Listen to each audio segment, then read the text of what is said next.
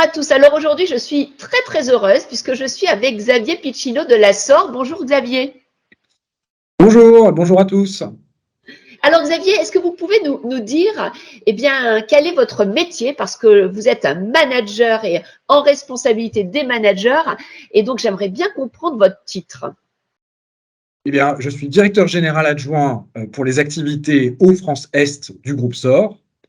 Le groupe SOR, c'est un groupe de 12 000 personnes. Environ 5 000 personnes appartiennent aux entités Hauts-France et une moitié appartient à la moitié France-Est. Et puis, vous l'imaginez, l'autre moitié à la moitié France-Ouest. Et donc, ce sont des équipes qui exploitent, tant sur le terrain qu'en relation client, en expertise comme en réalisation, toutes les activités liées à l'eau et à l'assainissement. Et il faut préciser que le groupe SOR est un pur player de l'eau. Nous n'avons d'activité que dans l'eau municipale dont je vous parle aujourd'hui, mais également l'eau industrielle et puis l'eau au grand international. Waouh, impressionnant. Donc, c'est vrai que le groupe SOR est un groupe majeur, stratégique dans le domaine de l'eau et qu'en fait, vous avez, vous, un métier purement opérationnel. Alors, vous êtes le roi des managers. J'aimerais comprendre, en fait, qu'est-ce qui fait la spécificité du management dans le groupe SOR? Eh bien, il faut partir de l'activité du groupe. L'activité du groupe, c'est de délivrer de l'eau aux usagers et dans l'autre sens, de récupérer les eaux usées, de les traiter pour les rendre propres dans l'environnement. Et donc, c'est une activité qui intéresse vraiment le quotidien de tous les citoyens, de tous les territoires sur lesquels on opère.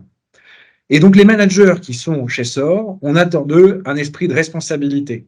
Il y a évidemment la responsabilité de la qualité de l'eau potable, les eaux usées qu'on restitue propres à l'environnement, du bon fonctionnement des services, mais également de la relation aux usagers, puisque tous les usagers finalement sont clients du service, et puis plus spécifiquement, la relation aux collectivités qui organisent le service de l'eau et de l'assainissement dans les territoires, et qui sont donc nos clients premiers, ceux avec lesquels nous avons des contrats.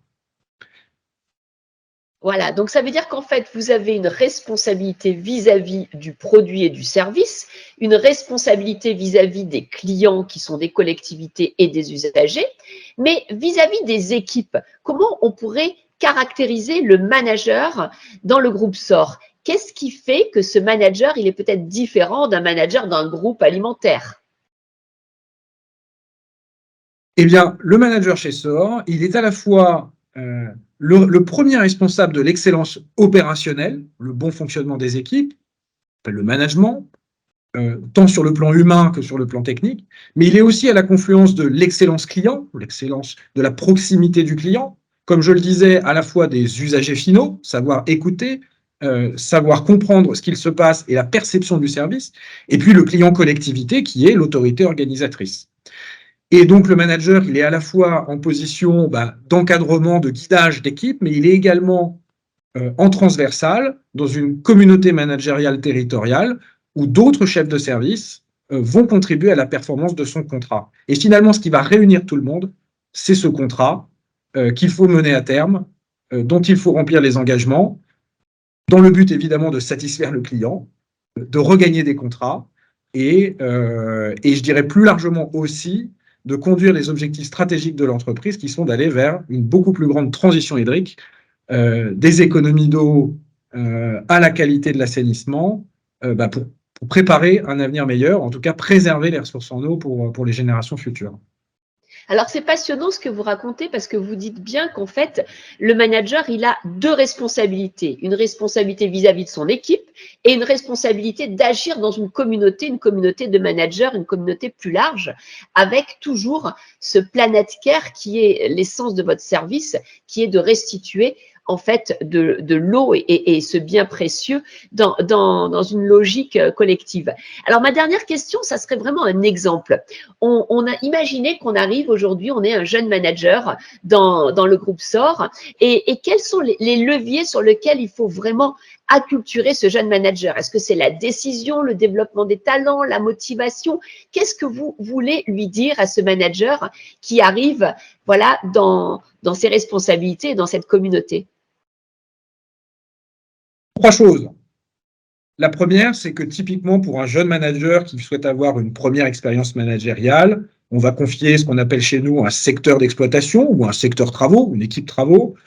on peut dire environ 10 à 15 personnes. Voilà, une échelle de management qui est suffisamment dimensionnée pour éprouver ces méthodes et en même temps raisonnablement dimensionnée pour ne pas être surchargé. On va évidemment l'accompagner.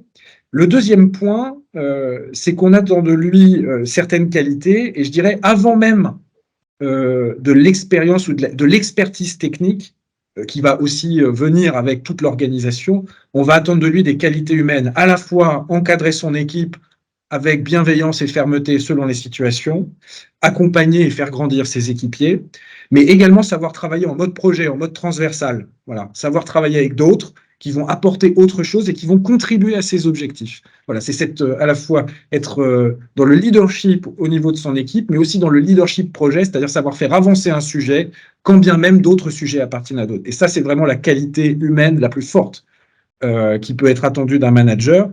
Et puis la troisième, c'est également de nous rejoindre un peu plus spécifiquement SOR, en ayant, si ce n'est la passion, du moins la motivation pour contribuer à préserver la ressource, y voir un objectif noble et avoir envie de contribuer à cet objectif parce que les occasions seront innombrables de pouvoir agir, que ce soit des petits gestes du quotidien ou des grandes améliorations qui arrivent une fois de temps en temps. Tous les managers auront l'occasion de mettre leur énergie au service de ce type de projet. Et donc, voilà, il faut avoir envie de saisir ce type d'opportunité pour être, je dirais, heureux sur les 3 plans que je viens de citer quand on vient jeune manager chez SOR. Merci beaucoup, Xavier. En quelques mots, je retiendrai 3 idées. La première idée, c'est celle que vous venez d'énoncer. Quand on rentre dans le groupe SOR, c'est qu'on a un besoin de sens et que quelque part, on veut participer à la protection de la planète. On est dans une logique de planète care. La deuxième idée, c'est que le management chez SOR, il a 3 aspects. Il a un aspect purement technique, purement lié au service, à l'excellence opérationnelle, à tout ce qui fait en fait le management dans sa noblesse. Mais il a aussi cette volonté d'intégrer les nouvelles méthodologies liées aux communautés, liées à l'intelligence collective, liées au projet qui est transverse, où on doit savoir travailler avec d'autres fonctions et en tout cas de façon transversale. Et la troisième grande idée, c'est qu'on a besoin d'avoir un projet qui nous porte, qui nous lie, qui nous fait penser le futur. Et ça, c'est très important. La troisième idée, c'est vraiment cette idée de méthodologie. Vous l'avez évoqué, un manager chez vous, c'est un peu quelqu'un qui fait de l'opérationnel, du business, du management, du leadership, mais aussi du projet, mais aussi de la bienveillance, dans la confiance et dans la fermeté, quelqu'un qui est à la fois éthique et qui inclut la diversité. Donc, c'est vraiment toutes les facettes du management moderne. Bravo et un immense merci. Merci Xavier.